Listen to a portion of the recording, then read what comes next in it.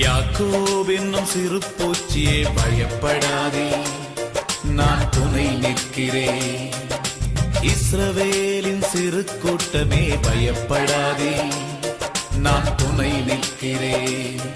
என் யாக்கோபே, என் யாக்கோபே, என் யாக்கோபே, பயப்படாதே, நான் துணை நிற்கிறேன். பயப்படாதே,